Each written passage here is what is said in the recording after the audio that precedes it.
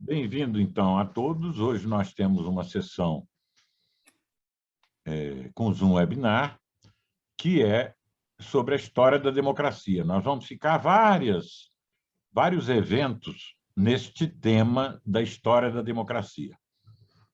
E hoje nós vamos ter duas pessoas aqui, uma você já conhece, que é o Gabriel Azevedo, que é mais ou menos um professor permanente da nossa escola, é vereador em Belo Horizonte, é professor de Teoria Geral do Estado, e depois o Gabriel fala mais sobre porque vocês já conhecem ele. E temos aqui uma novidade, que é o professor Elimar Nascimento, que é sociólogo, doutor em sociologia, professor associado 2 da Universidade de Brasília, ex-diretor do Centro de Desenvolvimento Sustentável, não é isso? Isso. E está aqui com a gente. Ele escreveu um artigo muito interessante que nós enviamos para todos vocês.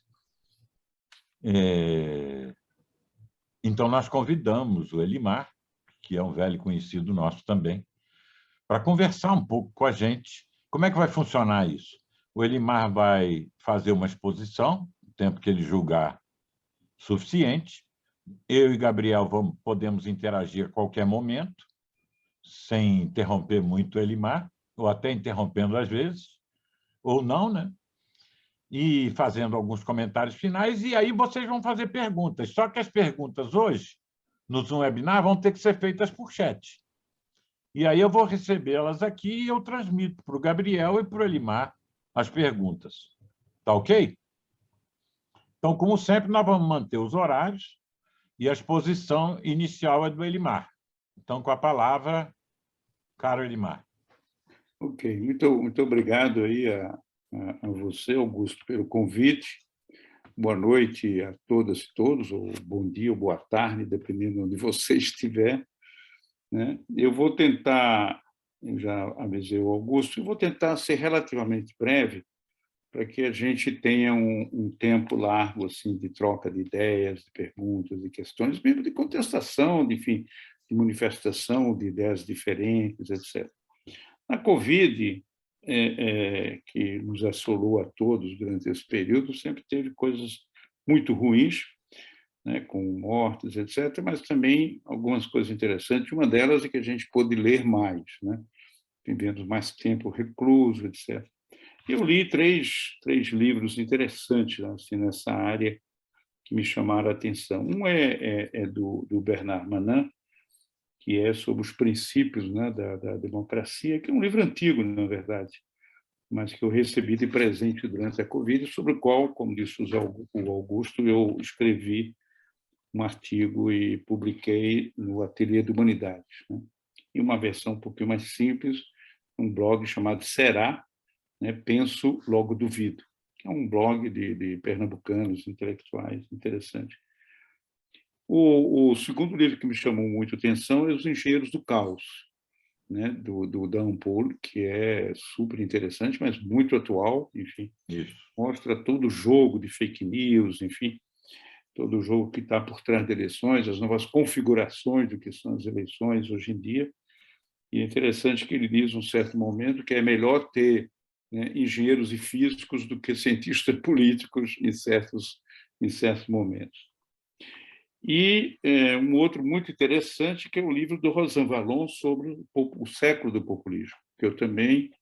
Sobre cada um deles eu fiz uma pequena resenha, um pequeno comentário, um pequeno debate, e hoje eu vou me ater, como falou Augusto, sobre o trabalho do Bernard Manin, né? Isso, esse é o Raison Vallon, exatamente, o século do populismo, que é também super interessante para a gente entender algumas coisas de hoje. Mas antes de a gente ingressar no hoje, vocês vão percorrer um pouco a história da democracia, porque a democracia tem uma história, ela não nasceu pronta, nem entre os gregos antigos, nem entre os modernos, né? A Grécia foi construindo, pouco a pouco, aquilo que a gente denomina de regime democrático, que constituiu uma fonte inspiradora de parte da modernidade, porque alguns da modernidade preferiram esquecer algumas coisas, aquilo que parecia da democracia grega, né? E na democracia grega, que vai se constituindo aos poucos, né, com os debates e as mudanças da sua legislação, ela nasce de um debate muito forte, inclusive, entre os filósofos, né? E Aristóteles faz essa classificação de que existiria 3 tipos de governo, né? O governo do um, que pode ser uma monarquia ou uma tirania, né? Quando ela se deturpa; o governo de poucos, que é uma aristocracia, ou, quando se deturpa, é uma oligarquia; e o governo, né, de muitos, da maioria ou do povo, que seria a democracia. Na verdade, o Aristóteles nem utiliza a palavra democracia, ele utiliza a expressão politeia, porque ele tinha, como muitos filósofos, um certo preconceito com a democracia, ou seja, com a expressão mais pura, né, do regime democrático. E os procedimentos de organização política dos gregos, né, estavam sustentados basicamente em dois procedimentos fundamentais. O procedimento do sorteio, ou seja, todos os indivíduos, né, que pertenciam ao corpo eleitoral, e veja que o corpo eleitoral está excluindo escravos e mulheres, né? Entre os gregos, nós temos uma democracia restrita. Apenas os homens de maior idade, né, atenienses, na Atenas que nasce, que têm o direito ao voto, a ser votado, enfim, e a ser sorteado, ou seja, tem assento na Assembleia Geral, né, ou Ágora. Esses indivíduos todos, que são, portanto, constituídos como entidades, como indivíduos políticos, indivíduos que pertencem ao corpo democrático, ao corpo político da cidade, eles, quando desejam, podem colocar seu nome à disposição do sorteio para o Conselho de Governo. Então, vamos supor, existiam 10.000 homens em Atenas, né, e, sei lá, 3.000, 4.000 se dispunha a ser sorteado, e, ao ser sorteado, então, participava como membro do Conselho. Esse procedimento, o procedimento do sorteio, é considerado o procedimento democrático por natureza. Por quê? Porque nele qualquer indivíduo tem a mesma oportunidade que outro de ser escolhido, né? É um sorteio. Então, tem um número, e aquele número, então, passa a representar uma pessoa.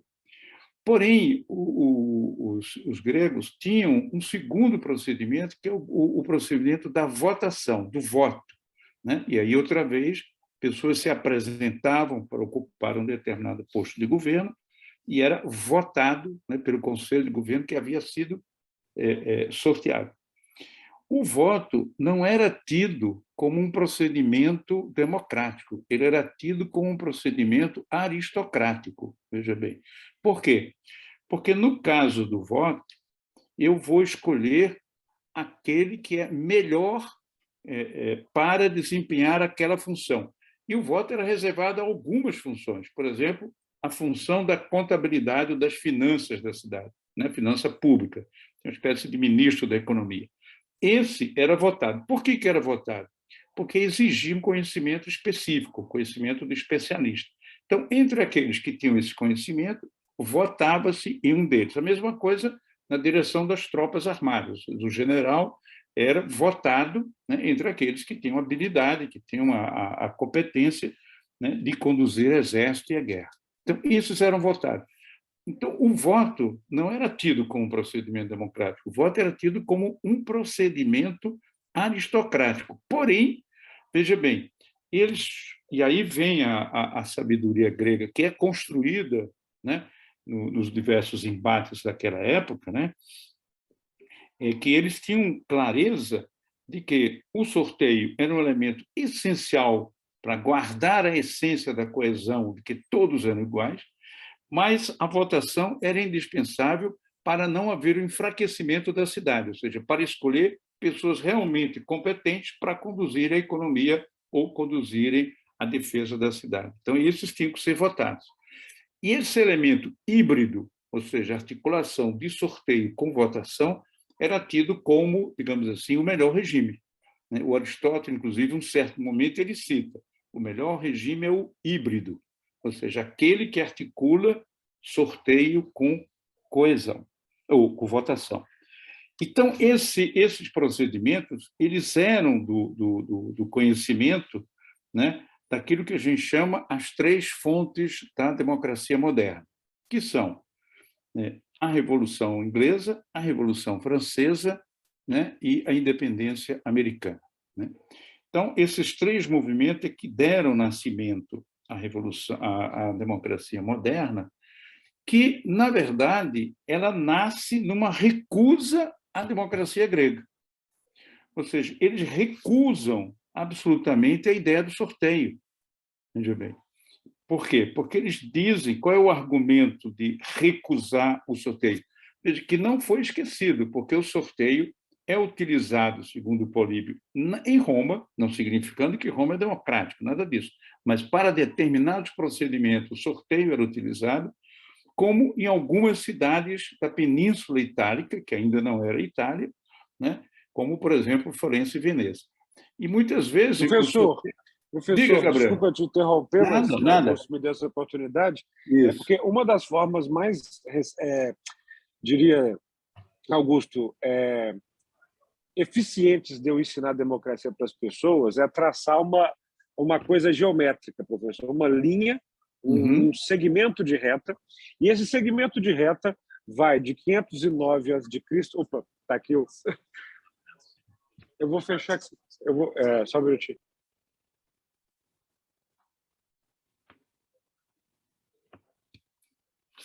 Esse segmento de reta ele vai de 509 a.C.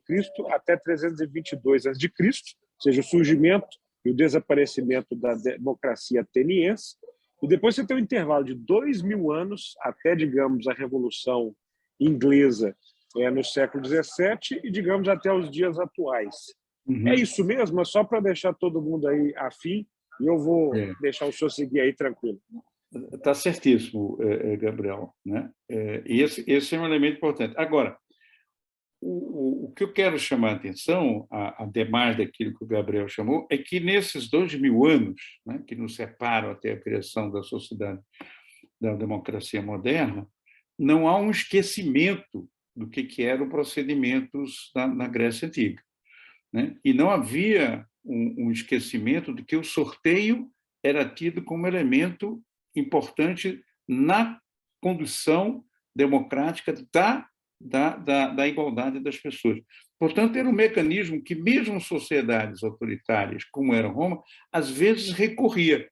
Não era o princípio que organizava aquela sociedade, mas, às vezes, era praticado aqui e acolá para enfrentar determinados problemas, como, por exemplo, a polarização excessiva em Veneza ou em Florença. Então, se fazia sorteio, né? Com esse sorteio, você retirava um pouco a polarização. E, às vezes, engraçado, fazia o sorteio do colégio eleitoral, ou seja, aquele colégio queria votar. E se dava 24 horas para os candidatos se apresentarem e, em seguida, havia a votação, para que não houvesse, entendeu, corrupção, pressões, etc. Então, sobre esse colégio. Então, são artifícios, né, que as sociedades utilizam para guardar um pouco a sua coesão, para evitar a polarização excessiva nesse caso e assim por diante. E eu queria lembrar isso, por quê? Porque quando chega o debate entre os intelectuais, sobretudo da Revolução Francesa e da Independência Americana, né, não é absolutamente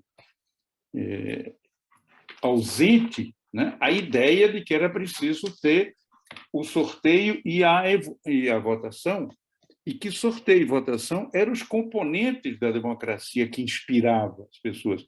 Mas é engraçado que alguns, em particular os federalistas americanos, eles recusam a expressão democracia. Democracia é uma palavra um pouco como terrorista, quer dizer, era uma palavra negativa, uma forma de rejeitar determinada coisa. E eles diziam, nós não somos democracia, nós não estamos criando democracia, nós estamos criando uma república. Ou seja, eles chamavam a atenção para o fato de que eles estavam criando um regime distinto do regime monárquico absolutista existente na Europa até ali. Então, ele diz, nós estamos criando um regime não monárquico, um regime republicano. No máximo, se utilizava a expressão de democracia representativa, mas não era a boa expressão. Ela só vai se firmar, na verdade, no começo do século XIX, não no século XVIII, quando ocorrem esses dois grandes movimentos. Então, só mais tarde e aos poucos, a palavra democracia vai entrando. Por exemplo, um dos responsáveis por isso é Tocqueville. Quando ele escreve sobre a experiência americana, né, comparando um pouco com o continente europeu, ele utiliza a expressão de uma democracia representativa. Veja bem. Mas Montesquieu, por exemplo, não. Montesquieu tinha claro que o sorteio era o procedimento democrático e a eleição era o procedimento aristocrático. Ele tinha muito claro isso. Ora, quando Tocqueville chama o regime americano de democrático, não existe o procedimento que era o democrático, era o sorteio. Isso não existia. Né? O que existia era única e exclusivamente a votação. E por que a votação e não o sorteio? Havia duas argumentações que, na verdade, não se sustentam. Né? A primeira era de que o sorteio implicava, né, um poder ao povo que era considerado pessoas ignorantes, ou seja, o povo era competente para escolher alguém da elite para governar, porque, no fundo, os candidatos eram da elite. Por exemplo, no caso da Inglaterra, no século XVIII para XIX, né, as eleições eram uma coisa caríssima, são apenas nobres e tal que conseguiam pagar a movimentação das pessoas para votar, etc. e tal. E, portanto, o papel do povo, o papel da população, dos cidadãos, era escolher uma elite ou um representante de uma elite que deveria ocupar o governo. Né? Por quê? Porque eles eram considerados ignorantes, portanto, incapazes de governar. Alguém dizia assim, como é que eu vou entregar, né, a direção de um país que é alguém que não tem terras, alguém que não tem uma empresa, alguém que não sabe gerir um negócio público? Ele não pode fazer isso. Tem que ser um proprietário, de preferência rico, que mostrou sua competência e sua produtividade para poder assumir. Então, a primeira reação para rejeitar o princípio democrático do sorteio e adotar um regime aristocrático, que vai ser chamado de república e não de democracia, é exatamente a incapacidade do povo de se autogovernar. Essa é a primeira coisa. A segunda era o tamanho dos estados. Né? Então, dizer assim, olha, nós temos um território extremamente extenso, né, com uma população muito maior do que os gregos, que também é uma falácia, porque qualquer população, por maior que seja, eu posso dividi-la. Claro. Né? Os gregos, por exemplo, tinham 139 demos. Era daqueles demos pequenininhos, em que as pessoas se conheciam, que saíam as pessoas que iam para o conselho municipal, digamos assim, né, o conselho da cidade, que, por sua vez, votava naqueles que tinham que ser votados, né, e sorteava entre eles aqueles que deveriam assumir. Então, a ideia da extensão é uma ideia falaciosa, na verdade, né, porque eu posso fazer isso, mais ainda hoje. Né? Mas, enfim, naquela época já era uma falaciosa. Então, isso é interessante situar, por quê? Porque, na verdade, a democracia moderna nasce na traição do espírito da democracia grega. Na verdade, é uma traição, é uma negação, né, que ela nasce. E, aos poucos, é que ela vai ganhando o nome de democracia. E, ao longo do século XVIII, né, é que você vai tendo as disputas e começando a criar algo próximo do que hoje nós conhecemos, que é exatamente o pleito universal. Que, veja, desde os seus inícios, né, aqueles do povo que tinham o direito de votar na elite não era na sua maioria. Né? Eram pessoas que tinham que ter uma renda, por exemplo, que a votação era censitária. Né? No caso dos Estados Unidos, eu tinha, inclusive, escravos que estavam fora, né, que não votavam. Eu tinha mulheres que não votavam. E eu tinha os pobres que também não votavam. Então, na verdade, a expressão do corpo eleitoral é uma expressão restrita, como era no Brasil. Né? Se você for pegar todo o século XIX no Brasil, e mesmo o começo do século XX, é um número absolutamente diminuto. Né? São coisas sempre em torno de menos que 10%, em torno de 10%, sempre é um número relativamente diminuto, né, que tem o direito de fazer a votação. E nós só conseguimos atingir, né, um sufrágio universal com a Constituição de 1988. Até lá, né, nós tínhamos acabado já o voto censitário, nós já tínhamos ingressado, né, as mulheres como eleitoras, mas nós não tínhamos incorporado os analfabetos. Então, nós tínhamos... E é evidente que analfabeto nos anos 50 e 60 do Brasil era uma maioria da população, não era minoria, era a maioria da população. Então, a maioria da população, até os anos 70 e 80, estava fora do processo eleitoral. Então, ele era muito restrito. Então, isso é que é interessante de ter presente, né? Por quê? Porque as palavras e as coisas, elas mudam, né, na sua trajetória, e uma palavra que dizia uma certa coisa passa a significar outra, né, e uma palavra que é tida como elemento pejorativo passa a ser elogio em outros contextos, né? Hoje, por exemplo, né, a maioria dos institutos que trabalham sobre democracia fazem uma classificação estranha, do meu ponto de vista, né? Então, eles têm aquela democracia liberal, depois você tem a democracia iliberal, depois tem os regimes híbridos, depois tem o regime autoritário. Ora, democracia iliberal não é democracia. Claro que eles utilizam essa palavra, porque é uma coisa interessante. O que acontece ao longo do século XIX para o século XX? É que a expressão de regime democrático, ela se difunde gradativamente e ganha, né, digamos assim, um charme, né, para falar numa linguagem mais popular, muito grande.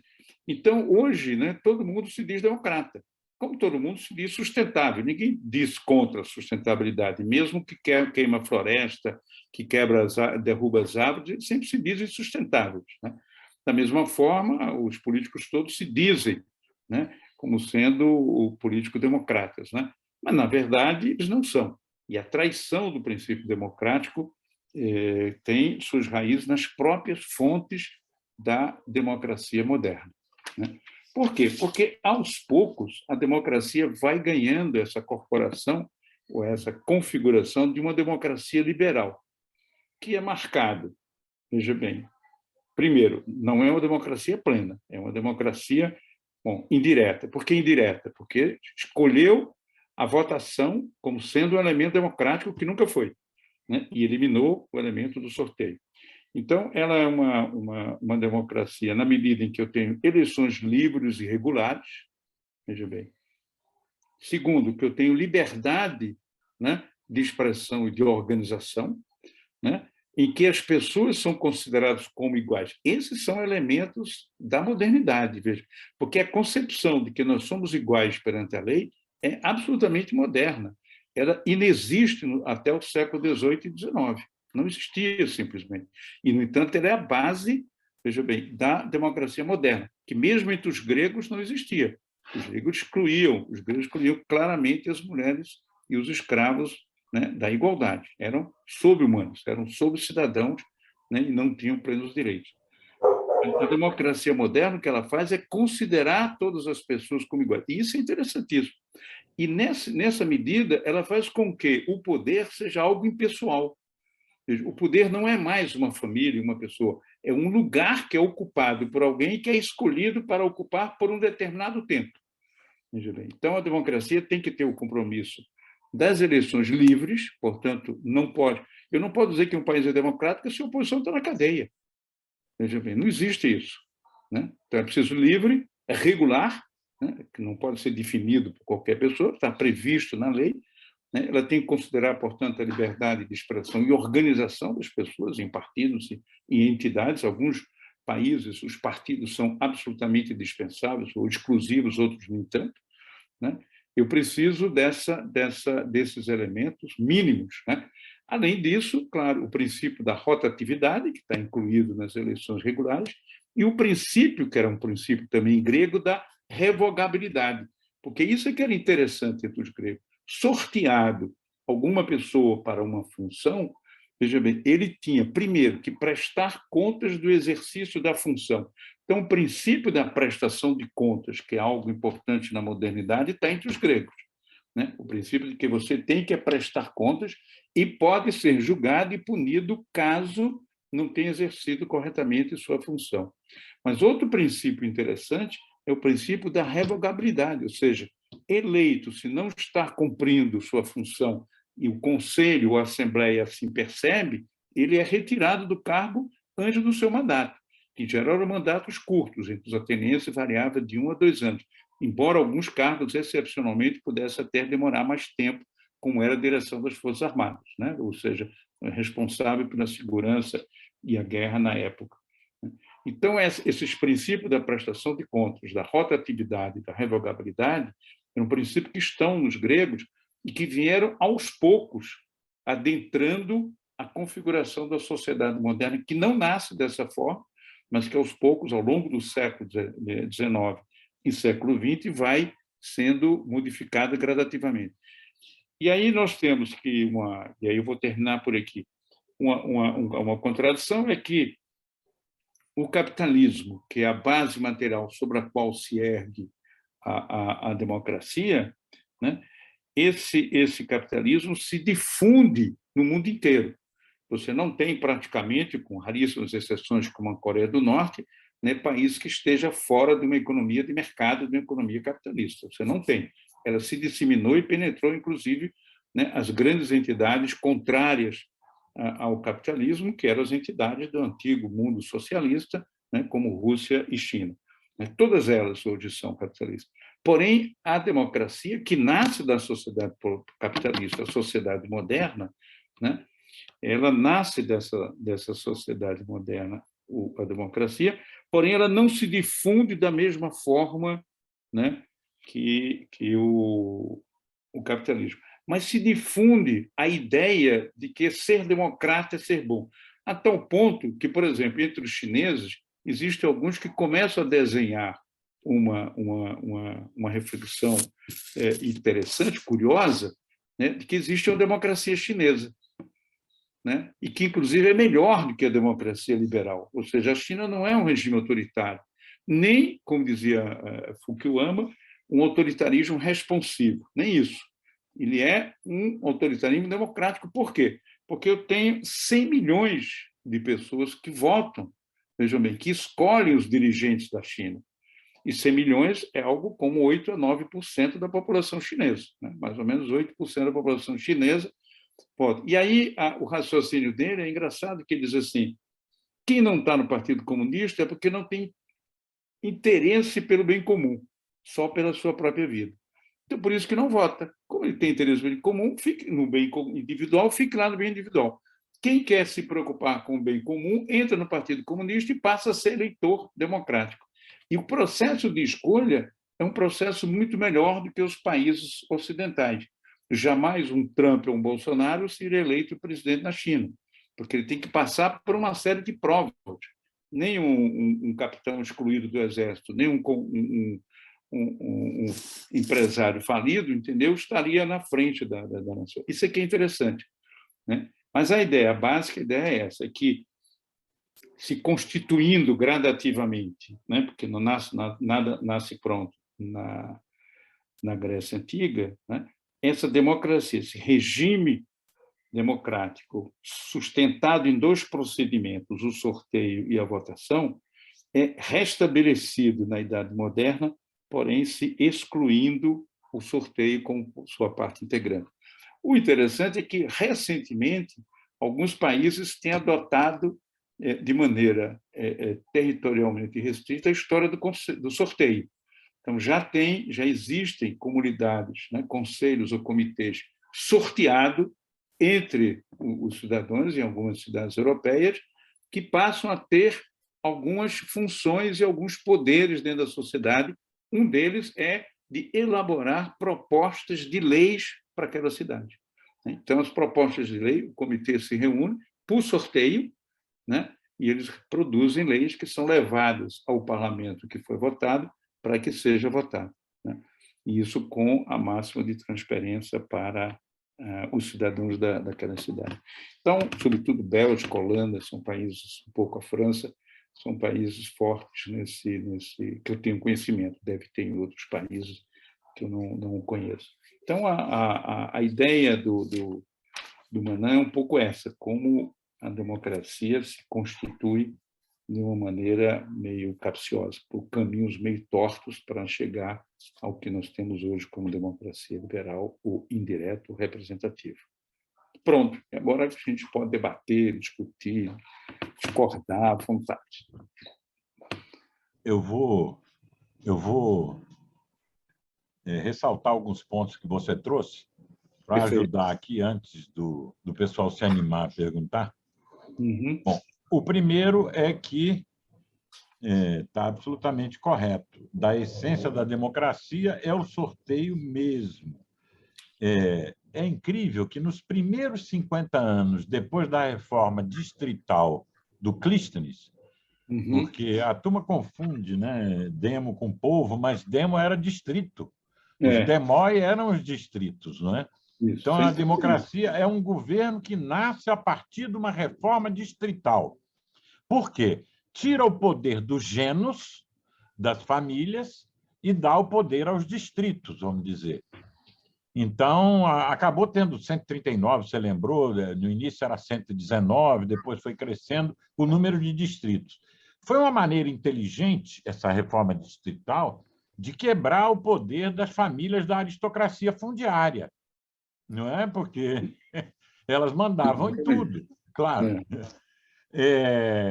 No entanto, eles chegaram a adotar o sorteio e a eleição, e acontecia o seguinte: os oligarcas, os membros da aristocracia fundiária, ganhavam as eleições todas, porque estavam mais organizados, tinham mais dinheiro, tinham mais... E ganhavam, inclusive, as eleições no Areópago, que era uma espécie de Supremo Tribunal Federal com funções políticas, explicitamente políticas. Até que algum gaiato, a gente não sabe quem, mudou o processo de escolha dentro do Areópago e começaram a adotar o sorteio. Bom, aí podia ser qualquer um, né? E a democracia passa a ser o governo não de um, nem de poucos, nem de muitos, e sim o governo de qualquer um. Porque o sorteio significa isso, não é? É o governo de qualquer um, porque qualquer um pode ser sorteado, né? E aí apareceu um cara que foi fundamental nisso tudo, que foi o Efialtes. A gente diz sempre que o fundador da democracia é o Clístenes, por causa dessa reforma distrital dele. Mas o Efialtes, com essa reforma do Areópago, ele foi fundamental. E, junto com ele, veio Péricles. Então, aí nós tivemos o século V, o século de Péricles e tudo aquilo. Bom, esse elemento, você chamou atenção para isso, apavorava os modernos que reinventaram a democracia, sobretudo na América. O Hamilton e o Madison, lá os federalistas, tinham cartas assim, com medo. Até o Jefferson tinha medo da tirania da maioria, essa turba vai chegar aqui, vai nos tomar o cetro da razão. Isso o Hamilton escreveu numa carta. Não é? Quer dizer, eles tinham medo, eles tinham pavor desse elemento da democracia, porque eles queriam, no fundo, uma aristocracia, né? A aristói, os melhores. Não é? A aristocracia é o governo dos melhores, né? E a democracia nunca foi isso, né? Embora todo governo seja oligárquico, porque oligói quer dizer poucos, né? E no governo só cabem poucos. Essa mudança parece uma mudança tão radical que você acentuou. E eu pergunto, então, Elimar, por que a gente pode chamar, com a mesma palavra, democracia, a democracia dos atenienses, no século V, sobretudo, que foi o auge dela, antes de Cristo, e a democracia dos modernos? Por que eu posso chamar esses dois tipos de regime com a mesma palavra, democracia? Por uma questão simples, é que nós não somos o dono das palavras. Né? Ou seja, as palavras têm história, têm vida própria, né? Porque, como você disse e eu insisti, as fontes, né? Sobretudo os americanos, os franceses, não buscaram criar uma democracia, buscaram criar uma república ou um governo representativo. Veja bem, eles foram claros, eles foram honestos nesse ponto de vista, né? A questão é que, após esse período, né, aí com o Tocqueville é um elemento importante, mas outros depois vão começar a fazer, e chamar aquele regime democrático. Os democratas eram tidos como pejorativos. O Partido Democrata americano, né, que hoje nós temos, alguns de nós têm simpatia, era um partido escravocrata. Sim. Os republicanos que eram contra a escravidão, os democratas não, eram a favor da escravidão, né? Então, somente depois da terceira década do século XIX, portanto, quase 50 anos, 40 anos de criar esses regimes políticos, é que eles começam a receber o nome de democracia, né? E isso se expande, né, e torna-se lugar comum, né? A tal ponto que hoje, e senso comum, a tal ponto que é difícil você dizer, não, mas isso não é uma democracia. Você tem que fazer toda uma explicação enorme, né, para dizer que não é democracia. Agora, de fato, os procedimentos, né, de Atenas e os procedimentos modernos não são os mesmos. E o elemento mais democrático, que é o sorteio, sumiu, né? Então, a democracia passou a ser uma expressão igual a governo representativo, ou seja, governo eleito, né, pelo povo, né? Então, com o sufrágio universal, isso tornou-se verdade, ou seja, todos votam, né, e o princípio da igualdade está em que cada cabeça é um voto. Se você é rico, se você é pobre, se você é negro, mulher, branco, não importa, você tem um voto e ponto final. Então, todos têm um só voto, né? Então, esse é o elemento que é traduzido hoje como elemento da democracia, né? Mas, na verdade, quando você convida essas pessoas a votarem, né, em alguns, você saiu do espaço da democracia e entrou no espaço da aristocracia. Mas não adianta você dizer que esse é um regime aristocrático, porque ninguém vai lhe escutar, nenhum cientista político ou um cidadão mais ou menos informado vai achar que você tem razão, dizendo, não, o Brasil não tem uma democracia, os Estados Unidos não têm, eles têm aristocracia. Não, não vão aceitar isso. Mas, de fato, é. De fato, Agora, eles não têm. tem uma outra coisa que não está no processo de verificação da vontade política coletiva ou na composição de órgãos de governo, no sentido grego da palavra, mas está um pouco no DNA oculto da democracia. A primeira democracia ela nasce por uma resistência à tirania dos pisistrátidas, não é? Estava governando na época o Hípias, um dos filhos do Pisístrato, que foi um cara que deu um golpe lá de Atenas, se tornou um tirano. E ele tinha dois filhos, o Hiparco e o Hípias. E o Hiparco foi assassinado lá em circunstâncias nebulosas, hoje não tão nebulosas assim. E aí assumiu o Hípias, que aprofundou a tirania.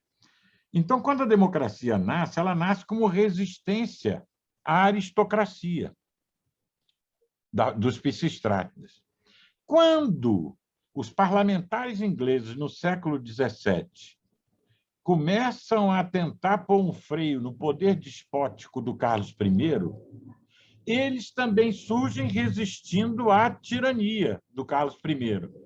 Então, se a gente olhar desse ponto de vista, a gente não poderia falar que o que caracteriza a democracia é ser um processo de desconstituição de autocracia, e, por isso, a democracia antiga surgiu assim, resistindo à tirania, e a democracia dos modernos, pelo menos na sua primeira manifestação, antes dos Estados Unidos, antes da França, mas no parlamento inglês, dos Bill of Rights e tudo mais, ela surgiu tentando resistir ao poder despótico do Carlos I. Então, esse seria um liame que permitiria eu dizer, bom, isso também é democracia, por quê? Isso é um processo de desconstituição de autocracia. O que você acha dessa ideia? Boa, mas talvez não condiza com os eventos, né? Porque, veja, quando os ingleses se põem contra a tirania, eles não criam um regime democrático. Não é rigorosamente, eles não criam um regime democrático. Quando os americanos se rebelam, eles estão contra a tirania, que é a tirania da Inglaterra. Ou seja, para ele é uma tirania, entendeu? A forma como os ingleses cobram impostos e extorquem suas riquezas. Então, eles se levantam contra a tirania, mas não criam a democracia, criam uma república, né? Ou seja, a resistência à tirania conduz ou à democracia ou a um regime aristocrático, mas não necessariamente democrático. No caso dos americanos, levou a um regime aristocrático. No caso dos ingleses, levou a um regime democrático, né? No caso dos atenienses, levou a um regime democrático. Então, a resistência à democracia é a tirania, né? Ele é um elemento que redunda num regime estranho à tirania, que é o regime do um, né? Para um regime de poucos, ou de muitos, no caso do grego. Mas, na modernidade, conduz ao regime de poucos, que é o regime inglês, que é o regime francês, que é o regime americano, é um regime de governo de poucos, né? E mais ainda, que inclusive são poucos aqueles que podem escolher, não apenas aqueles. Então, eu não diria que existe esse elemento do DNA, né? Da democracia. Agora, sem dúvida, há um processo, né, de progresso, digamos assim, de avanço democrático entre a República Americana do século XVIII e a democracia americana hoje, né? Por quê? Porque eu não tenho a exclusão de escravos e negros, né? Eu tenho o negro tem voto, a mulher tem voto, né? Eu tenho liberdade de organizações, eu tenho sufrágio universal, enfim, uma série de coisas dessa natureza. Então, eu tenho um processo de mudança, né, da República para um governo que é quase democrático, que é um governo representativo. Não é plenamente democrático, mas não é tão oligárquico quanto era no século XVIII. Né? Ele tem esse encaminhamento. Agora, não chegou a uma democracia, né? E não chegou à democracia por diversas razões, né? Uma das quais é que as forças resistentes aos regimes oligárquicos ou de governo de representação indiretos não foram suficientes para vencer nas suas proposições. Por exemplo, a proposta da autogestão na Itália, né? Ela não conseguiu se firmar.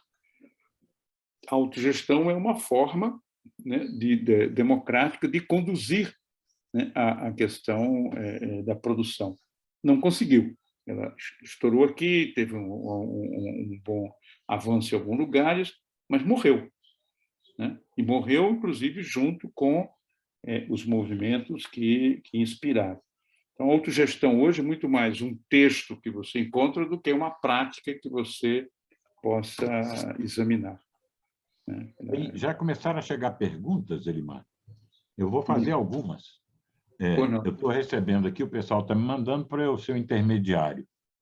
Perfeito. Severino Lucena perguntou o seguinte: você, no caso é o Elimar, você mencionou algumas vezes que mulheres e escravos não estavam incluídos na democracia grega. Isso pode ser visto como uma deficiência dessa democracia, mas não torná-la irrelevante e negativa, como tentam argumentar alguns, penso eu. Se faz sentido para você, poderia falar um pouco da maravilha que foi o surgimento dessa democracia no meio de tantas autocracias, de seu caráter inovador?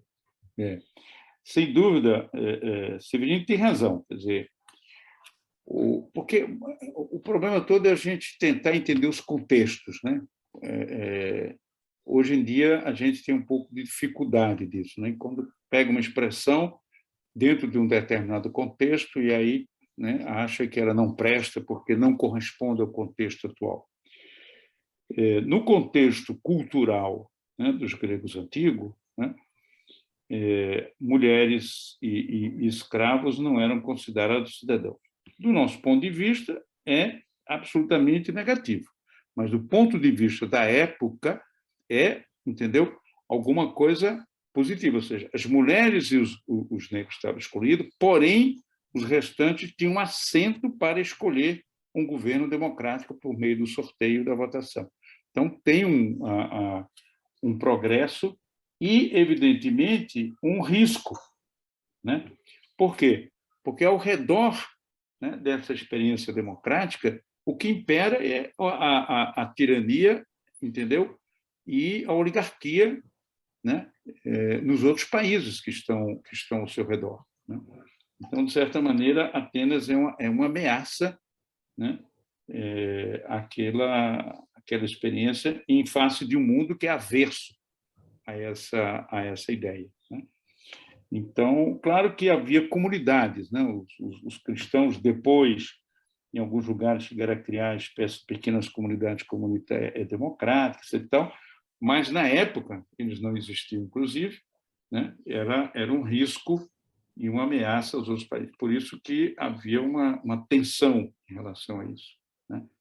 Mas Muito bem. eu não posso dizer que o fato de que as mulheres e os escravos estavam excluídos dizem que não era uma democracia, né? Restrita, mas plenamente democrática na sua restrição. Chegou aqui a do Rafael, eu vou juntar com a do Carlos Dalla, porque elas são semelhantes. Rafael diz, dá para analisar a democracia como um processo também, não é? E não como uma receita pronta. Neste caso, a desconstituição da autocracia seria um processo, talvez. E o Carlos Dalla diz, talvez a questão seja que não exista um regime democrático, mas apenas processos democráticos. Quer comentar? Quero. Veja bem, sem dúvida, a democracia, né, ela é resultado de um processo de luta contra a tirania, como Augusto disse. Embora ela não nasça imediatamente após a luta contra a tirania, mas ela abre o caminho para a criação, como foi nos gregos também. Não nasceu do dia para o outro. O Clístenes fez alguma coisa, bem, depois o Fiat faz outra, o Péricles. Ou seja, é um processo que vai caminhando gradativamente e retirando, né, de famílias poderosas o poder para entregar às pessoas em geral, aos cidadãos em geral. Então, a democracia é um processo, e é um processo incompleto. Tem um chileno que tem um livro muito bonito, o Menner, se não me engano, que justamente a ideia central dele é isso, a democracia como incompletude. Ou seja, a democracia não é plenamente. É como a sustentabilidade, né? Alguma coisa que você vai construindo, né? E vai se aproximando daquela ideia utópica que a gente tem. Então, hoje, evidentemente, os regimes denominados democráticos são mais próximos, né, do ideário democrático que a gente inspira-se nos gregos, né, do que eram, por exemplo, no século XVIII, mas não são plenamente democráticos, né? Então, a democracia são sempre incompletas. E as regras, né, que de certa maneira, mantêm os regimes, né? Eu posso dizer que existe idealmente um regime democrático, embora a gente não o encontre na prática hoje em dia, né? Mas as regras que conformam um regime político, elas têm sempre uma imperfeição. Por exemplo, não tem regras eleitorais, ou seja, regras de ascensão ao poder, entendeu, que seja perfeita. Não existe isso. Todas elas têm suas vantagens e desvantagens e sempre sofreram muitas mudanças, né? O Brasil de 1961 se votava no presidente e no vice. Aí foi eleito Jânio Quadros, de uma corrente política, e João Goulart, de outra. Estavam os dois lá na presidência, né? Passado algumas décadas, no Chile ou na Bolívia, né, em um certo momento, aquele que teve a maior porção de votos, que era um tecnocrata ligado aos americanos na Bolívia dos anos 70, 80, ele, como não obteve 51%, o que dizia a regra eleitoral? Não obtendo 51%, vai para o Congresso, e o Congresso decide. Ora, o segundo lugar era um ex-ditador, era um ex-militar que tinha sido ditador na Bolívia. E o terceiro era um ex-guerrilheiro. O que faz o ex-ditador? Joga todos os seus votos no ex-guerrilheiro que tinha tirado terceiro lugar. E este ex-guerrilheiro foi eleito presidente. Na eleição direta, ele tinha tido pouco mais do que 16%.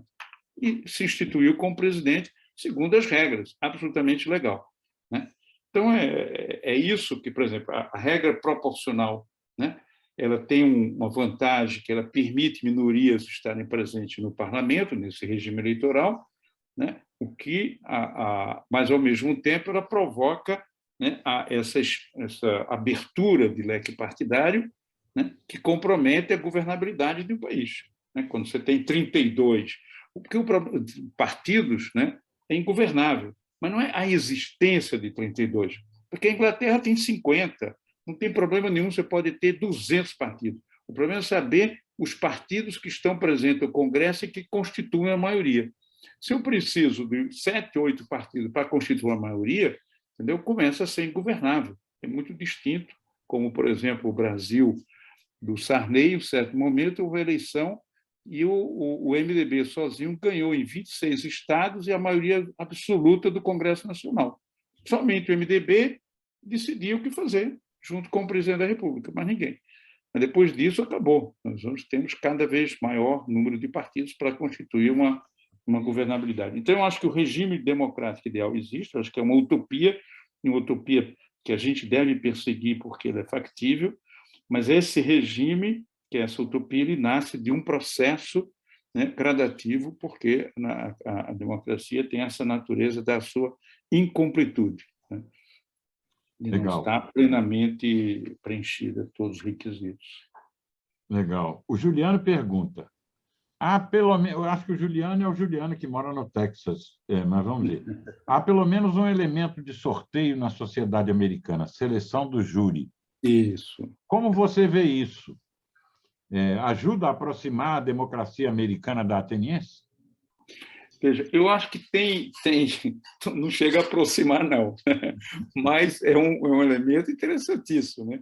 Por isso que o Augusto, inclusive, que fez uma crítica ao meu artigo interessante, diz assim, o fato de ter sorteio lá nas cidades de Florença ou Veneza não as fazia democráticas. Preciso lembrar isso. Tem razão, não as fazia democráticas. O simples fato de existir, como no caso nos Estados Unidos. Mas o sorteio realmente é um elemento interessante, democrático, né, e que funciona, veja bem, perfeitamente. Nós deveríamos começar a fazer uma força maior sobre isso em pequenos territórios. Por exemplo, por que veja, o Brasil tem 60% dos seus municípios pequenos. Os municípios 60 ou mais são pequenos. Menor do que Atenas. Exatamente. Primeiro, eu poderia perfeitamente fazer com que a representação dos vereadores não fosse paga. Foi assim, em um certo momento, no Brasil do século XIX. Porque o Brasil é engraçado, é um país que tem eleições municipais ao longo de toda a sua história colonial e republicana. Aliás, desde antes, né? Toda a colônia, todo o império, toda a república, nós temos eleições municipais. Isso é interessantíssimo. Então, eu poderia perfeitamente introduzir, entendeu, o sorteio em Câmara de Vereadores, que as pessoas, de certa maneira, se conhecem todos e sabem, mas com o princípio de que aquele que é sorteado, né, ele tem que prestar contas da sua função e ele é revogável caso ele não cumpra. A revogabilidade é um elemento impressionante, que para nós é uma marca enorme, que está associada à história do impeachment, do Collor, do impeachment da Dilma, mas, na verdade, é um mecanismo, entendeu, que a sociedade se dá para se defender de uma escolha mal feita. Entendeu? É um mecanismo absolutamente justo e bom do ponto de vista da convivência humana. E os gregos ainda tinham o ostracismo, né? Claro, exatamente. Que é forte, né? Porque o ostracismo ele é fortíssimo. Por quê? Porque a identidade das pessoas na época ateniense é dada pelo seu grupo de pertencimento. Veja, nós não temos a noção de indivíduo que nós temos hoje, né? Que, inclusive, alguns eslavos consideram. Você, veja, outro escuta nomes eslavos, né? Perto daquela região, em que você tem Alexandrovitch, por exemplo. Alexandrovitch quer dizer filho de Alexandre. Sim. Ou seja, o pertencimento familiar é que dá. Quando você, no ostracismo, você retira o indivíduo do seu grupo, é quase uma condenação à morte, né? Quando você chega, por exemplo, é muito interessante, você chega em São Paulo, é apresentado a alguém, o cara pergunta qual é a sua profissão, qual é o seu trabalho, né? Onde é que você trabalha? Se você chega em Pirinópolis, aqui perto de Brasília, ninguém vai lhe perguntar isso, vai lhe perguntar de que família você é. Né? Por quê? Porque o pertencimento, a identidade do pertencimento familiar é o elemento pré-moderno. O elemento moderno é a profissão, né? É o seu trabalho. Então, o sorteio é muito interessante, nós poderíamos começar a aplicar em vários lugares, inclusive a título de experiência, né? E talvez a gente começasse aos poucos a perceber, né, que o sorteio não é tão ruim assim, né? Que alguém diz assim, mas ele imagina um cara enfim, um analfabeto funcional que mal sabe ler e escrever, eleito como deputado. Não tem problema nenhum. Por quê? Porque a maioria daqueles deputados não entende, de fato, da coisa pública, nem trabalha para o bem público. E para isso existe uma assessoria técnica, né? Quando um deputado ou um senador quer uma lei, vocês acham que ele pega a caneta e escreve a lei? Não, ele escreve um pedido à assessoria técnica, faça uma lei sobre isso. Aí a assessoria técnica delega 2, 3 pessoas junto a ele que elaboram a lei. E conversa com ele. Mas ele mesmo não sabe elaborar a lei, né? A não ser que levantou as exceções. Isso. O Rafael levantou um negócio ainda da pergunta que ele tinha feito. Ele diz o seguinte: alguns estudiosos identificam nas experiências de sorteio a criação de uma inteligência coletiva, que estaria prejudicada num ambiente competitivo típico de eleições. O que você acha disso? Eu acrescento a pergunta do Rafael o seguinte, ou melhor, não acrescento nada. Vou deixar a pergunta do Rafael assim, depois eu acrescento. Tá bom. Veja, o resultado do sorteio, nós não temos muita clareza qual que vai ser. Nós temos expectativas, né? Quer dizer, a gente julga que, não só eu, né? Diversas pessoas julgam que se tiver um sorteio sobre determinadas instâncias, o resultado dele será similar a se houver votação, né? Agora, a crítica, Rafael, ao contrário de um apoio, normalmente se encontra a crítica ao sorteio dizendo que ele não cria uma coesão social no sentido de que as pessoas não se sentem responsáveis, né? Como ele foi sorteado, não dependeu de mim, não dependeu do meu voto, não dependeu do voto dos meus familiares, né? Ele foi sorteado. Acontece que, normalmente, né, quem nós votamos, nós nem sabemos depois de um ano em que nós votamos. Quantos brasileiros sabem os deputados que eles votaram, né? A maioria não sabe, entendeu? Não. E quem sabe, cobra. Como é que cobra, né? Então, essa junção de representante e representado, né, que poderia ser criado, digamos assim, pela votação, é uma proposta, é uma ideia, mas que se concretiza pouco do ponto de vista empírico. Ao contrário, o que nós observamos hoje é um afastamento gradativo de representante e representado, né? Uma ausência de diálogo, de comunicação entre um e outro, né? Então, o sorteio produziria, né, algumas coisas interessantes, talvez, né? O fato de que pessoas estão lá, não sabem quanto tempo vão ficar, ou, enfim, vão ficar pouco tempo, eles sabem o tempo que vão ficar. Normalmente, os sorteios são 2 anos, isso aqui é também interessante. O custo é nada, né? Quer dizer, sortear um Congresso Nacional e eleger um Congresso Nacional, entendeu? É coisa de bilhão para um real. Uma diferença astronômica do ponto de vista de custo, né? Agora, o ideal é começar com pequenas coisas, né? Começar com pequenas experiências para ver como é que elas vão sendo funcionalmente eficientes, né? Ganhando legitimidade junto à população e assim por diante. Uma coisa que a gente pode acrescentar, talvez, Elimar, é o seguinte: o sujeito político em Atenas, na democracia, na primeira democracia, não é o sujeito político da democracia dos modernos, da democracia representativa. O sujeito político é a comunidade política, é a koinonia política. O que eles chamavam de polis não era cidade-estado, era a comunidade política. Então, se é a comunidade política o sujeito coletivo, o sujeito político coletivo, tanto faz quem é eleito, porque ele vai estar dentro da comunidade política. Aliás, o ostracismo era uma pena tão grave porque os gregos do século V consideravam que você só podia ter liberdade enquanto você estivesse na comunidade política. Se você fosse tirado e mandado para outro lugar, você perdia a liberdade, porque a liberdade para eles não era se ver livre da opressão de outrem.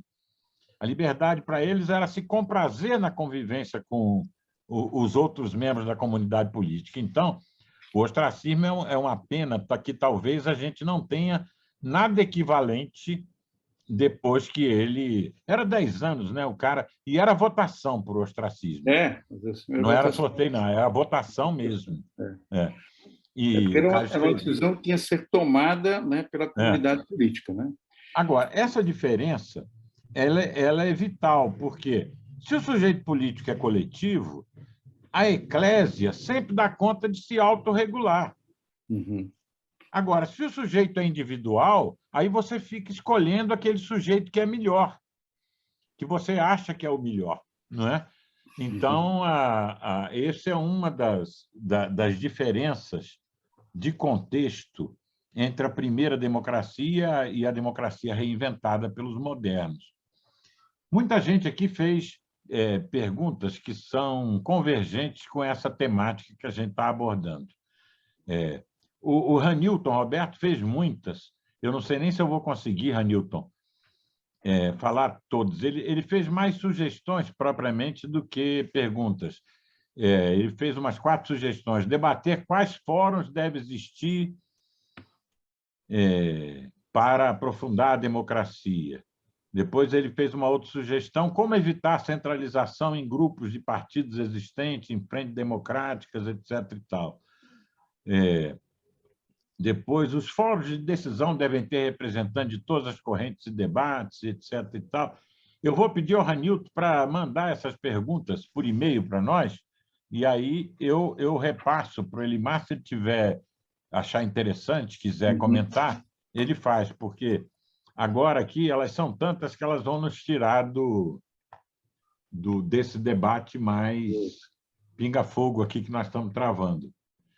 Há uma questão também do Júlio César, de Belo Horizonte, que diz o seguinte: as cartas magnas dos regimes democráticos acabam sendo meramente formais, diante de forças de fatores que viciam sua eficiência e acabam distorcendo e tendo interpretações diversas, atingindo fortemente o conceito democrático.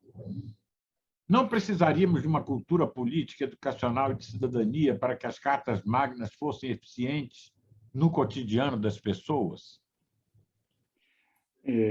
Veja, são 2 elementos interessantes, né? Um é o papel puramente formal da Carta Magna. Eu não acho que a Constituição, as Cartas Magnas, é um elemento menor e puramente formal, sujeito às interpretações as mais diversas. Não, eu acho que ela baliza algumas coisas importantes da sociedade, que, evidentemente, são sujeitas a interpretações diferentes, porque nós somos diferentes, os humanos são diferentes, né? E essas diferenças, muitas vezes, exprimem interesses, né, legítimos ou escusos, também tem esse detalhe. Mas ela tem um balizamento, né? Quer dizer, a nossa Carta Magna, por exemplo, prevê que nós temos que ter eleições, né? Que nós precisamos ter partidos políticos para fazer as eleições, que essas eleições ocorrem em determinado período, que tem segundo turno, enfim, tem uma série de questões que estão previstas na nossa Constituição que têm que ser obedecidas. Há outras questões que são muito genéricas, né? Por exemplo, o direito ao trabalho. Tudo bem, como é que isso se concretiza, né? Se nós temos, sei lá, 25 milhões de desempregados e tal. Então, a Carta Magna tem uma função, ela não é uma coisa puramente formal. A cultura política, ela é adquirida, né, pelo exercício da cidadania, né? Não tem... Eu desconfio muito de que as pessoas na escola aprendam o que é cultura política, como aprendem o que é sustentabilidade e pratiquem. Veja bem, eu acho que é uma questão que tem que estar além das escolas, que tem que estar nas famílias, que tem que estar nos grupos sociais, nas religiões, tem que ganhar a sociedade, né? A cultura cívica como sendo o quê? Como sendo respeito ao bem público, né? Como sendo respeito às leis, né? Como sendo o uso, né, correto das prioridades que o país precisa, e assim por diante, né? Por exemplo, o teto de gasto. Muita gente está apavorada com o teto de gasto. Tem uma série de discussões que eu não vou entrar a respeito, mas ele tem um efeito interessante. ele obriga o governo a definir prioridade. Se você só tem essa caixa aqui, você não pode aumentar, aonde é que você vai aplicar? Onde é que é prioritário? Veja, e aí, muitas vezes, as prioridades não são aquelas da nação, são aquelas de pequenos grupos, né? É evidente que uma prioridade da nação é a educação, como você fala, né, Júlio? Mas não é. Por quê? Porque para a elite não interessa muito essa história de educação, porque eles não estão na escola pública, entendeu? Ou eles estão em escolas privadas que custa, né, uma mensalidade de 5, 6, 7 mil reais, ou estão estudando no exterior, né? Porque os pais têm isso. Então, a elite não se ocupa com isso. A elite só se ocupa com a educação, porque ela tem que ter um certo rigor, porque tem que ser uma certa força de trabalho com alguma qualificação, né? Mas, fora isso, para eles não interessa. Agora, para o povo interessa, né? Assim como para eles não interessa muito ter uma carta magna, para nós interessa. Porque a definição da regra, veja bem, é um instrumento do mais fraco, não do mais forte. O mais forte não quer regra, porque aí ele ganha sempre. Quando tem regras, ele pode ganhar ou perder. Ele ganha a maioria das vezes, uma vez ou outra ele perde. Então, a regra interessa ao fraco, não ao forte. Isso. A Gilmara e o Antônio fazem perguntas convergentes, ainda voltando à temática do sorteio que pegou hoje aqui. Isso é legal. A Gilmara pergunta, do ponto de vista legal, como é possível experimentar o sorteio em um pequeno município? E o Antônio pergunta, quais as possíveis consequências para a democracia brasileira se adotássemos o sorteio para presidente da Câmara e do Senado?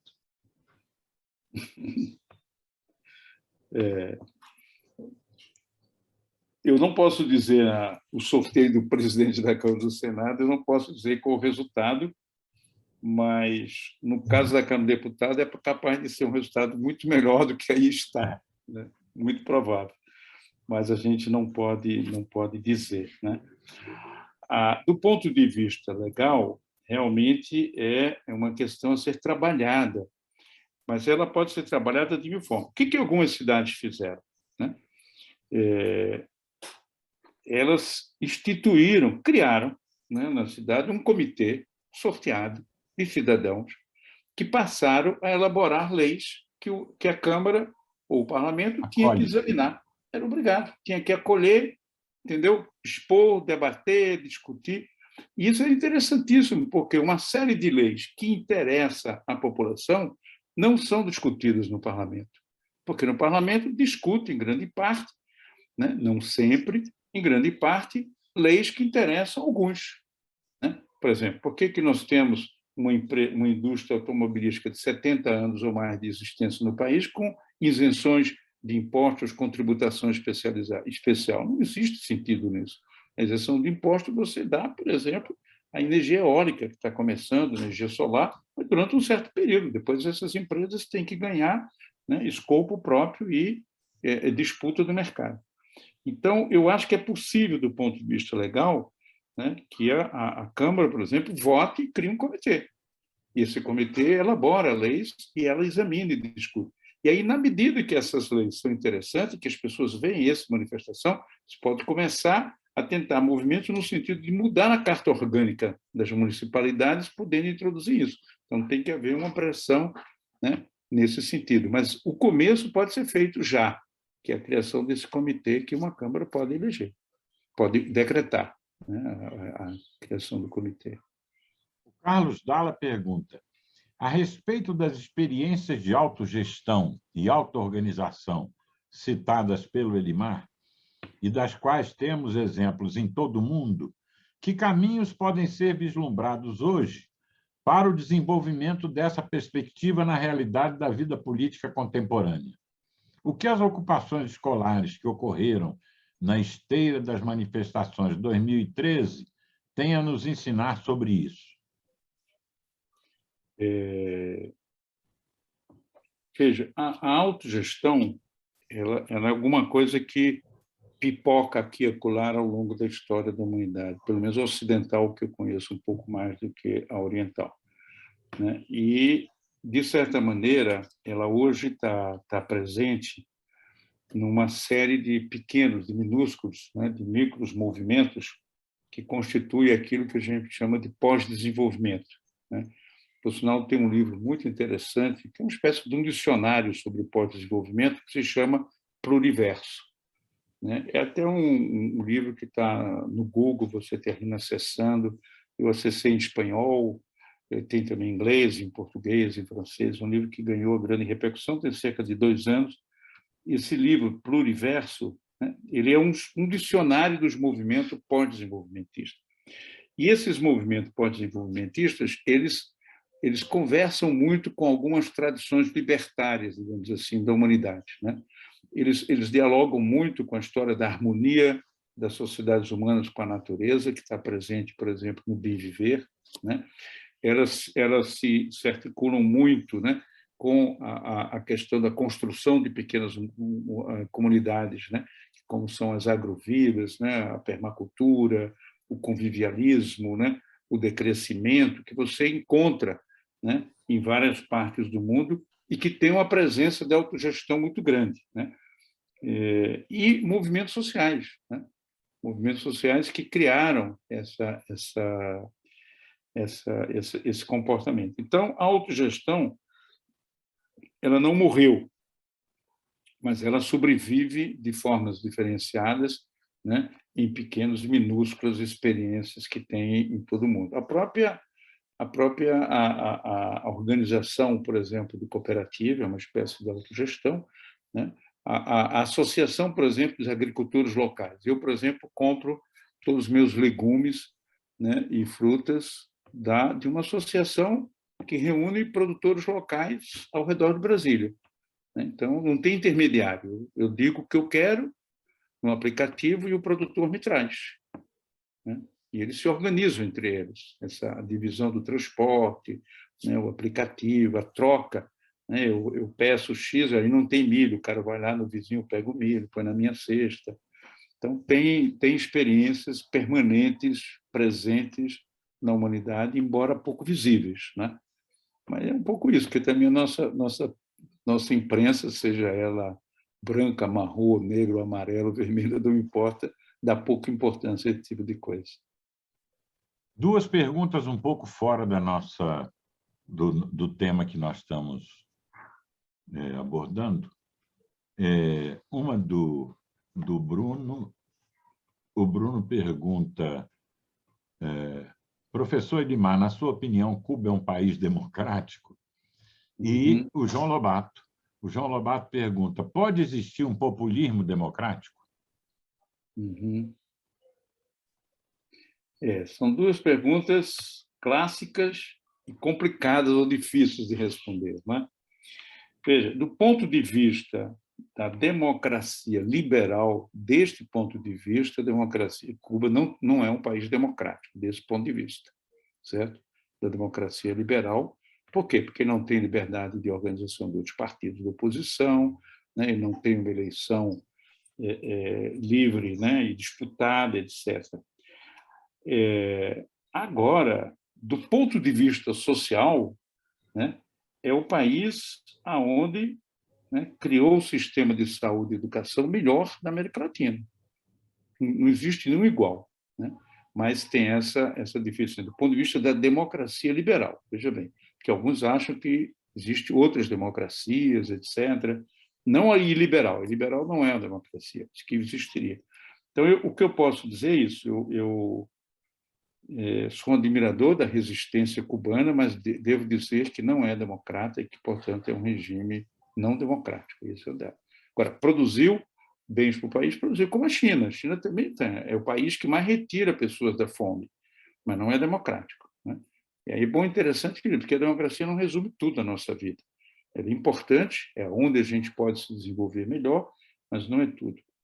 O populismo democrático. Veja, o populismo ela tem, na verdade, uma história, né, como a democracia. Ela começa no século XIX, sobretudo entre os russos, né? Tem um movimento famoso populista, né?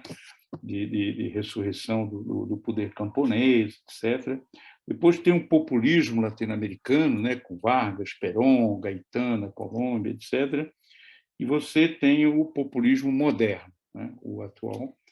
que tem duas vertentes, né? Uma vertente de extrema-direita, né? Como a Turquia, com Erdogan, a Hungria com Orbán, o Sudete com a Filipinas, agora acabou, é o filho dele que está assumindo, né? E eu tenho populismo de esquerdas, né? Como, por exemplo, a Venezuela, etc. Não são regimes democráticos, né? Não são regimes democráticos esses aí. Agora, uma coisa são regimes políticos populistas, outra coisa são movimentos políticos populistas, né? Uma coisa são governos que adotam políticas populistas, que é diferente de um regime populista. Por exemplo, Vargas, por exemplo, não era literalmente um regime populista, mas era uma personalidade, um líder populista e tinha políticas populistas, né? Ele incorporava nas suas políticas, e outras que não eram populistas, né? Mas não era um populista clássico, embora muita gente o considere como um populista. A figura política dele, não necessariamente o regime político dele era um regime populista. Então, o populismo tem essas configurações, né? E como a democracia muda seu sentido. Por exemplo, nos anos 60, o populismo era negativo, né? Hoje, em alguns setores de esquerda, o populismo é positivo, né? Há uma vertente, né, que vem do argentino, que eu estou esquecido o nome, de Chantal Mouffe, que foi sua esposa, uma belga, né, que defende toda uma teoria do populismo de esquerda, que a esquerda tem que ser populista, né, e o populismo seria o melhor para nós, né? Tudo depende se o governo ou o líder, né, populista tiver, se ele respeita ou não o mínimo de regras, né, que tem que ser obedecidas, sem o qual não tem democracia. Se não tem democracia, eleição livres, regulares, liberdade de expressão, prestação de contas, né, rotatividade, revogabilidade, liberdade de imprensa, etc. Se eu não tenho esse conjunto de questões, né, eu não tenho uma democracia, por melhor que seja o regime. Eu tenho amigos chineses que adoram o regime chileno, o chinês, né, e brasileiros que estão lá, mas tudo bem, mas não é democracia, né? Mas eles adoram. O Diogo Dutra pergunta, pensando do ponto de vista de John Rawls em liberalismo político, para haver um processo democrático seria necessário que os sistemas filosóficos religiosos que defendem verdades absolutas possam conviver de maneira democrática. É necessário que sejam razoáveis, ou seja, que haja flexibilidade nos pontos de vista para a convivência pacífica nas decisões das comunidades, sem que haja uma imposição de uma verdade sobre outra. Se pensarmos uma democracia como uma utopia, será que não estamos criando um sistema de pensamento não razoável e, dessa maneira, impondo uma maneira de pensar? Como superar essa contradição? Será que a democracia é mesmo uma utopia que se alcança no futuro, ou ela estaria mais para uma utopia no presente, que é melhorada a seu próprio jeito ao longo do tempo? Eu diria que as duas coisas, veja. Eu tenho regimes democráticos que são mais próximos, digamos assim, do ideário democrático, da utopia, como queira, né, e outros que são menos próximos, né, e alguns que não são nada democráticos, né? Então, eu tenho trajetórias, né? Eu tenho trajetórias que aproximam mais o aproximamento. Mas o elemento fundamental que caracteriza a democracia, né, é a liberdade de expressão, a liberdade de opinião das pessoas, né? As pessoas podem falar, né, e tal. Porém, como toda liberdade, do ponto de vista coletivo, ela tem limites, ela não é ilimitada. Eu não posso fazer o que eu quero, entendeu, na cidade que eu vivo. Eu não posso dizer assim, pela minha liberdade de expressão, agora eu não obedeço mais os sinais do semáforo e passo no vermelho e pronto. Claro, posso fazer isso, mas provavelmente eu vou ter um desastre daqui a pouco, né? E dependendo dele, é um adeus para Elimar, né? Então, quando a gente vive em coletividade, a gente tem que ter regras, veja bem, não tem jeito, né? E a sociedade mais desenvolvida até tem mais regras do que nós. Por exemplo, você entra num ônibus francês, em Paris, por exemplo, onde eu vivi lá exilado um tempo, né? Você encontra escrito embaixo da janela, dizendo assim, se um passageiro quer a janela aberta e outro quer fechado, a janela deve ficar fechada, né? Está regularizado né, por norma, um conflito entre alguém que quer a janela aberta e outro que quer a janela fechada. E por que fechada? Porque se a janela está fechada, aquele indivíduo que está, por exemplo, gripado ou que está enfraquecido, entendeu? Não tem risco sua própria saúde. E o outro, então, tem que suportar isso. Então, a questão Isso não significa impor uma verdade, né? Veja bem, por quê? Porque eu vou ter expressões diferenciadas, eu vou ter cosmovisões, visões do mundo, da sociedade distintas, né? Eu vou ter pessoas que pensam diferente de mim, que podem exprimir. Agora, o que ela não pode é destruir a coletividade que nós estamos. Aí não dá, entendeu? Então tem os limites da vida coletiva, a não ser que quero que seja ermitão. Tudo bem, então vai lá para a montanha, faça o que você quiser, ande nu, entendeu? Ande cabeça para baixo, enfim, faça o que você quiser lá, longe. Mas aqui na sociedade você tem que ter um respeito mínimo, né, às regras que a sociedade precisa para viver coletivamente. Não é uma invenção, uma besteira qualquer, é porque é preciso. Entendeu? Eu não posso, por exemplo, pôr música altíssima onde eu moro, entendeu? Entre meia-noite e 6 da manhã, porque outras pessoas precisam dormir para trabalhar. Ah, mas eu não durmo à noite, eu só durmo de dia. Mas daí? Eu não posso fazer isso. Entendeu? Então, a noção da liberdade de expressão tem que estar junto com a noção de limites que a vida coletiva impõe. O João lembrou o nome, é o Laclau, o Laclau, argentino. Ernesto Laclau, exatamente, João. São muito poucos os teóricos que defendem o populismo como o Laclau e a Chantal Mouffe, É verdade. que acham que é positivo, etc. E tal. A maioria prefere não reconhecer populismos de esquerda como populismo, não é? Nega em vez de... Bom, a Jéssica pergunta, professor Elimar, você comentou que na democracia a gente pode se desenvolver melhor. Poderia explicar um pouco mais essa afirmação? Por que você acha que a gente pode se desenvolver melhor com a democracia? Primeira coisa, Jéssica, é porque eu vou ter visões, expressões de conhecimento, expressões de cosmovisão, de visões de sociedade, de filosofias diferentes. Essa é a primeira coisa. Significa que eu vou ter um repertório, um leque de ideias, de teorias, entendeu? Circulando livremente na sociedade. Esse é o primeiro elemento importante. Entendeu? Numa sociedade autoritária, e eu vivi um tempo numa sociedade autoritária, você tem uma verdade só, uma teoria só, uma filosofia só, uma visão da sociedade só. E você é a favor ou contra. Entendeu? Você não tem como escolher, você não tem nem como se enriquecer. Você ou adere ou você vai criticar. Na democracia, eu tenho várias. Entendeu? Eu tenho várias teorias, eu tenho várias religiões, eu tenho várias filosofias. E essa variedade, né, me estimula, me permite conhecer mais, me permite comparar. Né? Se eu nasço numa sociedade teocrata que diz que a religião muçulmana é a única ou que a cristã é a única, eu nem posso saber o que são as outras, porque elas não estão presentes, não se exprimem, entendeu? Então, eu acredito ou serei perseguido pelos outros, né? E aí vem o problema da ditadura da maioria, né? Que não vai permitir que haja uma expressão diferenciada. A democracia interessante é isso, e que a gente pode... E aí, sabe o que acontece?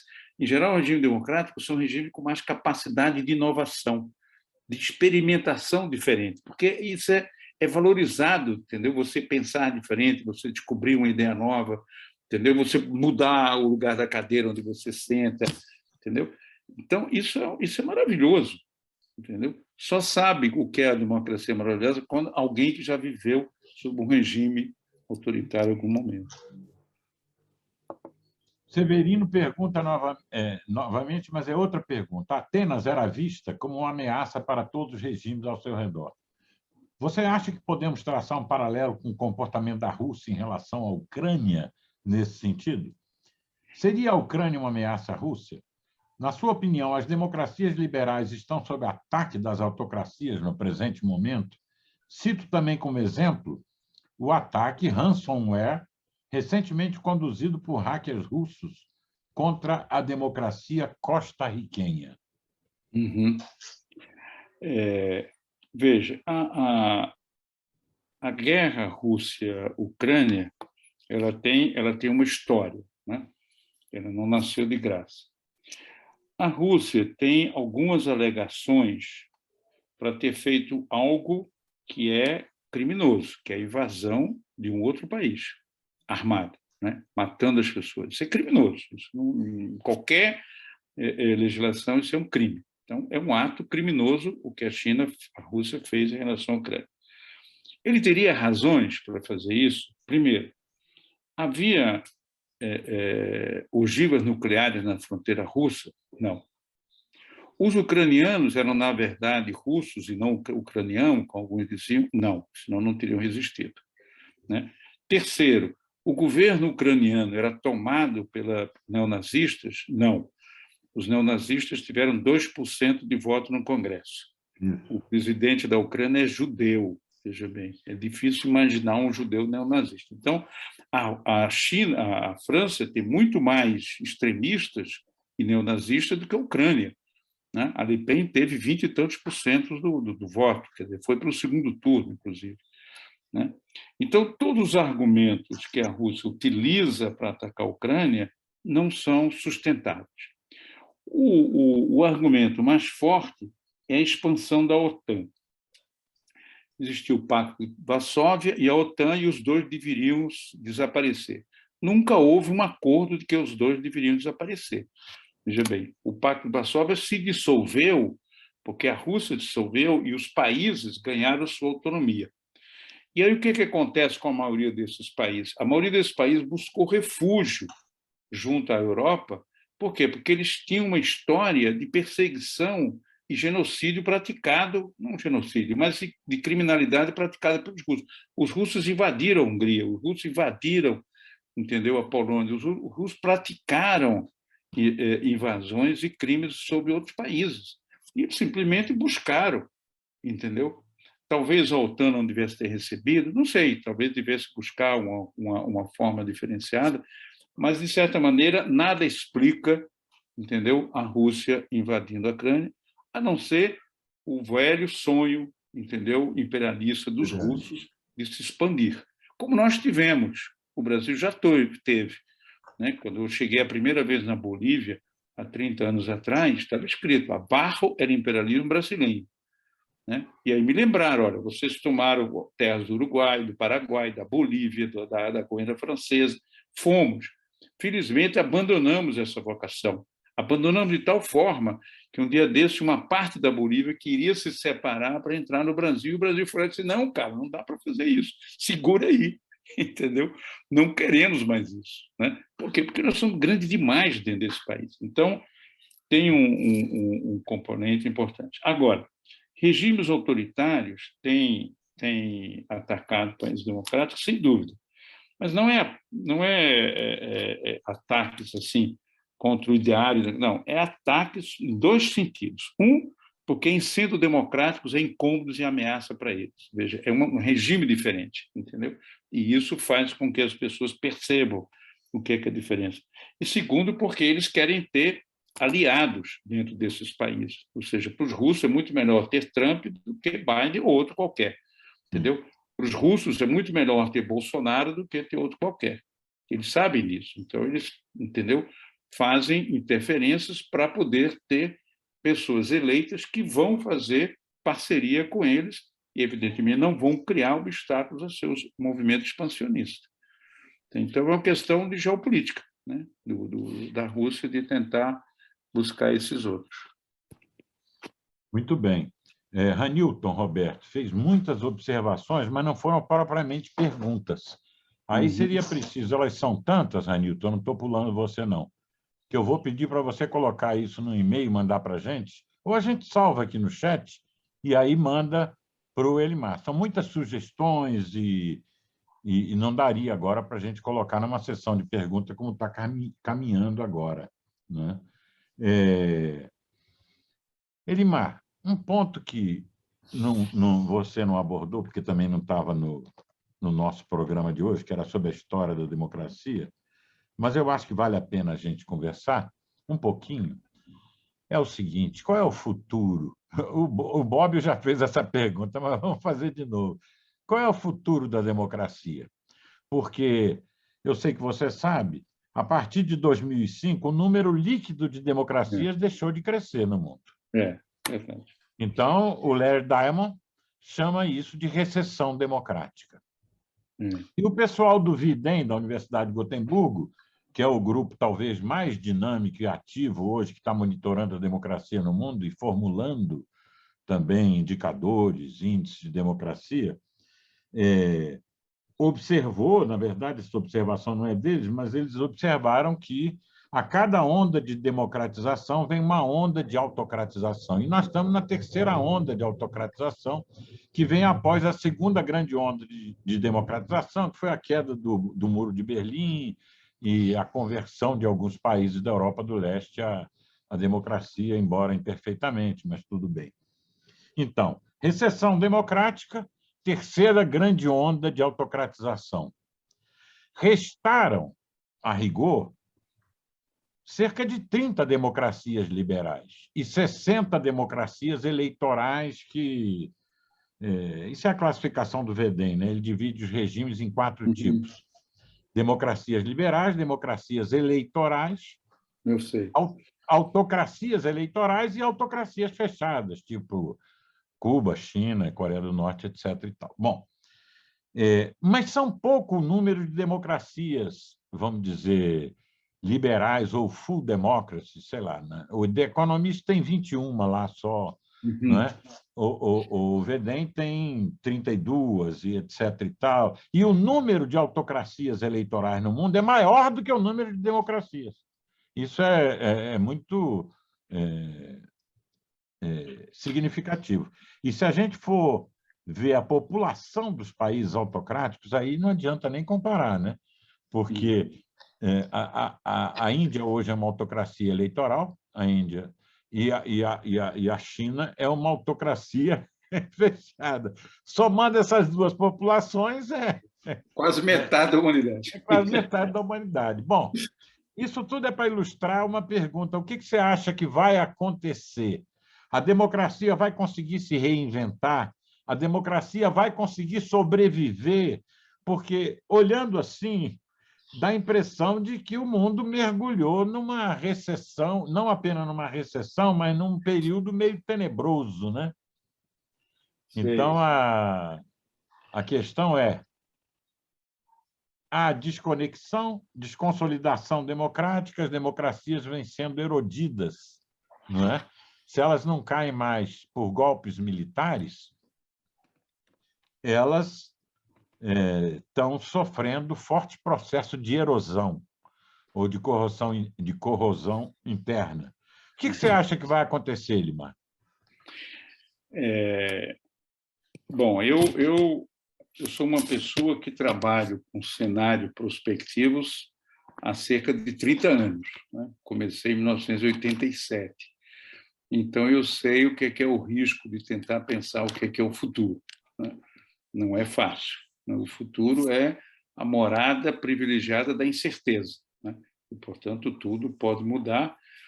E, como dizia um dos especialistas nisso, né?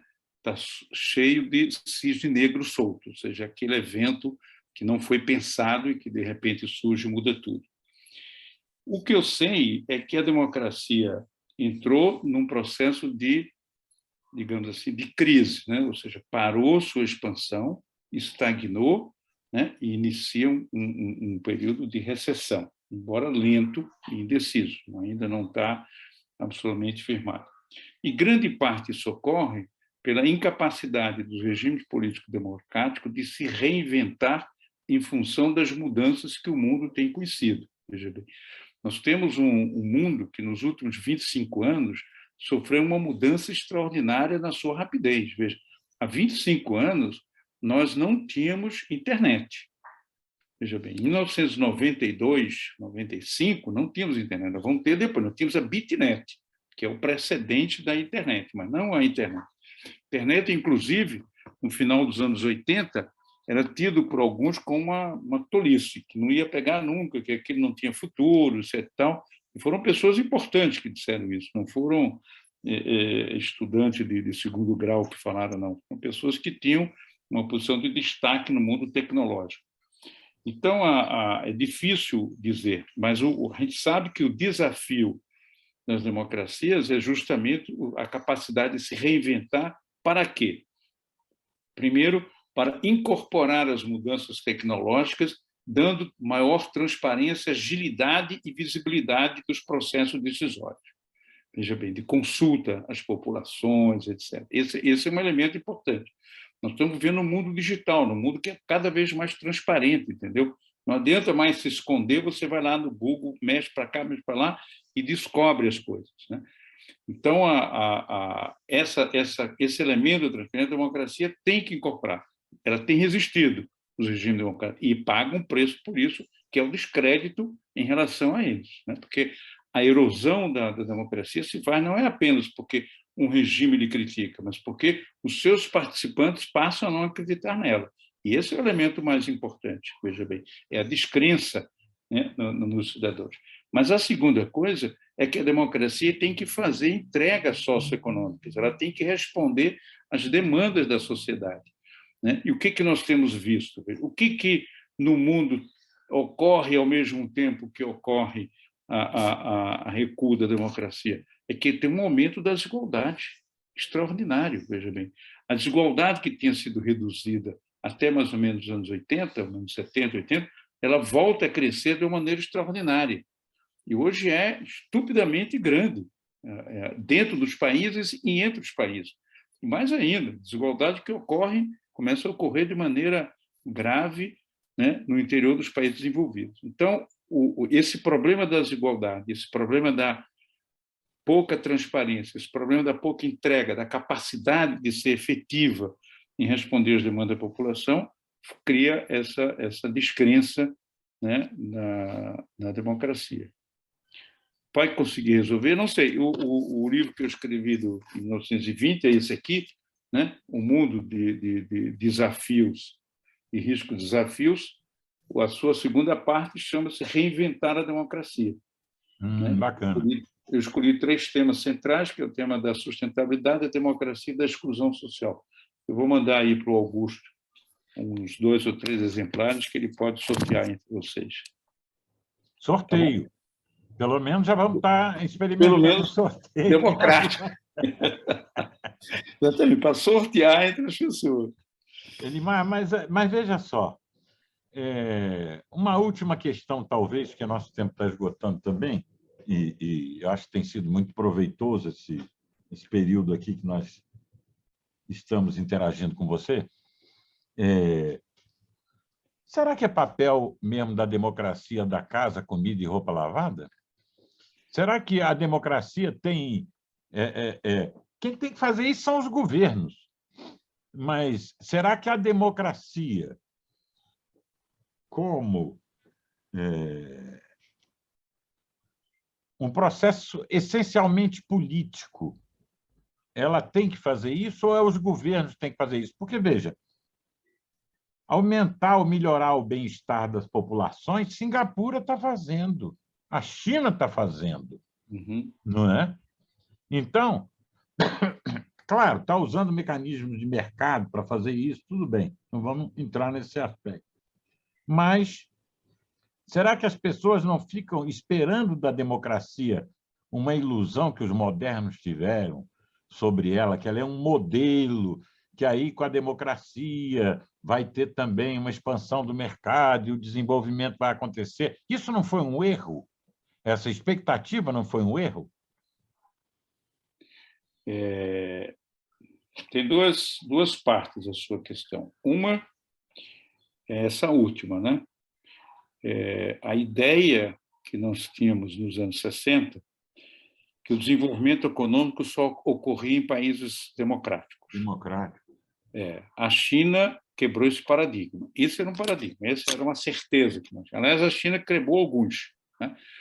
Furtado dizia que os países subdesenvolvidos não podiam alcançar os países desenvolvidos. A China quebrou essa certeza, não só alcançando, como começando a vencer. Em 1978, a China é um país pobre e nós éramos um país de economia média. Nós continuamos sendo o país da economia média e a China é, provavelmente, hoje a maior potência mundial, né? Ou a segunda, está por aí. Então, a ideia de que é preciso democracia para haver desenvolvimento econômico não é verdadeira. Isso aí é um elemento importante. Porém, veja bem, os homens precisam de duas coisas.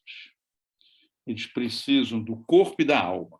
O homem não vive só do corpo, nem vive só da alma, ele precisa dos dois, né?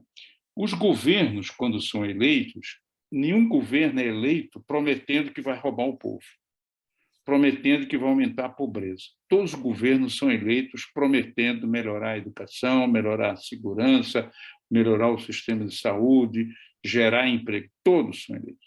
Ora, o que a democracia tem que fazer? Ela tem que criar um mecanismo de que aquele governo que prometeu isso não faz, seja derrubado. Ou seja, a revogabilidade, entendeu, dos governos, dos eleitos, tem que ser uma coisa cotidiana. As pessoas têm que saber que pode revogar a qualquer momento e isso não é crime.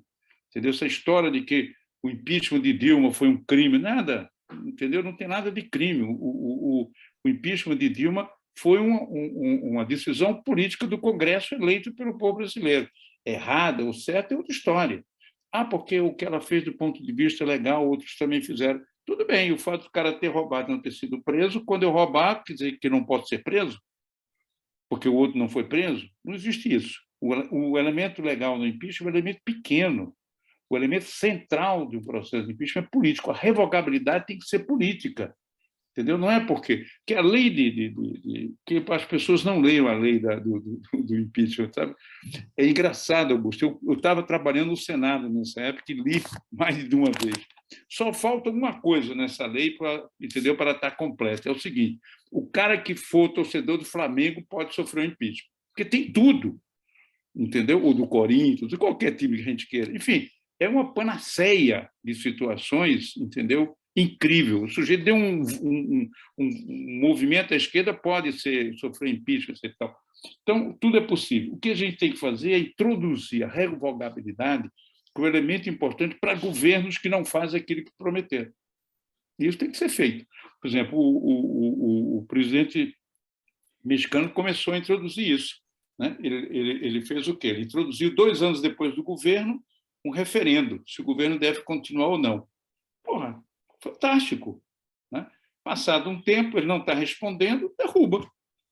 1 ano é pouco, né? Mas 2 anos já é tempo suficiente dos governantes.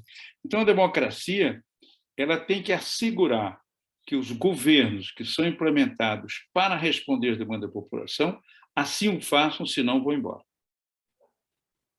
Isso é o mecanismo da democracia. Muito bem. Caro Elimar, foi um prazer. Nós agradecemos mais uma vez aqui a sua contribuição. Para nós foi muito importante.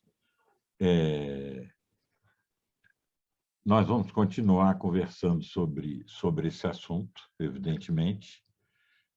Nós adotamos aqui uma pedagogia que não é muito cognitivista, ela é mais interativista, né? Então, nós conversamos com as pessoas, né? E as pessoas que estão participando desse programa, nós estamos num programa piloto, em 2022, elas também conversam entre si, até mais do que ouvem palestras e tudo mais, porque nós achamos que só há uma maneira de aprender democracia conversando recorrentemente sobre a democracia.